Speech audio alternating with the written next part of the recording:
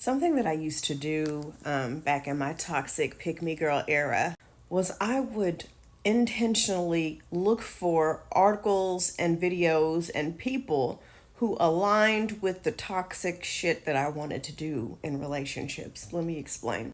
If I wanted to text an ex, then I would look up videos on YouTube about people who contacted their ex and then they wound up getting back together and getting married. If I wasn't quite over a guy and he was horrible to me, I would look up videos about guys that miraculously changed and now they treat their partners wonderfully. And at the lowest of the low, I was looking up stuff about twin flames. Don't even get me started on that bullshit. Well, actually, no, let me start. So many women are calling these dumbass dudes their twin flames as a reason to continue on in relationships and marriages or situationships with these men. They're not your twin flame. You're codependent, you're trauma bonded, and you're desperate to be in a relationship with someone. This person is treating you like shit.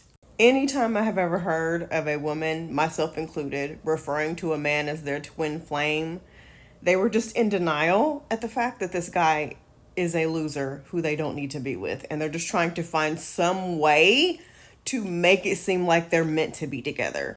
Now, back to my point. Like I said, don't be obsessed with the exceptions to the rule. Because all the stuff that I talk about on my page, I can guarantee you there's somebody who did those things or accepted those things or didn't do those things and it worked for them. There's always going to be somebody who reconnected with their ex and it worked out. There's always going to be somebody whose man was once a jerk and that man somehow through therapy or whatever changed his life and now he's a remarkable guy. There's always going to be somebody who met a man 5 minutes ago, they got married and they lived happily ever after. There's always going to be somebody who did the thing that we're advising you not to do when it turned out in their favor. But what I want you guys to know is that's the exception to the rule. It is not the norm.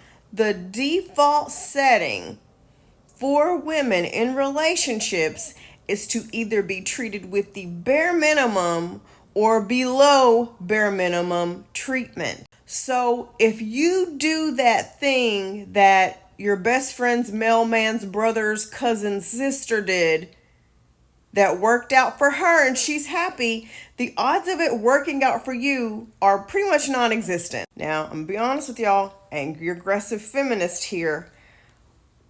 While there are lots of women who are the exception to the rule, because there's always a comment under the videos I post of some woman like, well, I did that thing and it worked out for me. Well, my husband doesn't. There's always somebody.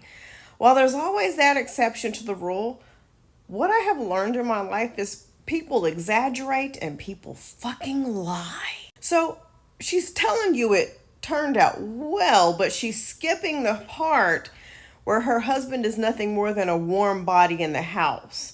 She's skipping the part where she gave up important things that she was once passionate about in order to mold her life to be with that man. She gave up the part where they bicker and argue all the time. She left out the part where he's a non-participatory parent in their marriage. She left out the part that she's the one who initiates every single thing in their relationship. And he takes no initiative. He does nothing. She left out the part where he acts like he can't fucking stand her. I would be... Let me just tell you this. And listen. If a woman is in a relationship with someone, I want her to be treated well. So I do not go around wishing and hoping bad. When I talk about women who have lied and exaggerated about their relationships, I'm talking about people who I know for a fact have done that. So one of my many golden rules, anytime somebody is bragging about the fact that they partook in some kind of toxic behavior or red flag behavior, or they broke the rules or whatever, I don't know what you would call it, or they did something that people advise women not to do and they brag that it worked out for them. I don't trust it. I don't trust that. Now, I do have people who follow my content. I do know women who say, listen, I did this, but don't you do it. Do not do what I did.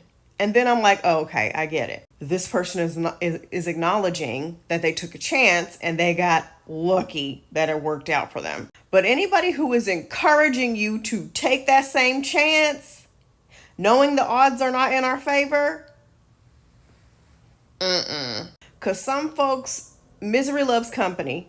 That be all it is. They want somebody else to join their little miserable circle so they can have someone to commiserate with and bitch and complain with together so they don't feel so alone and so that they can feel validated in the poor choices that they made.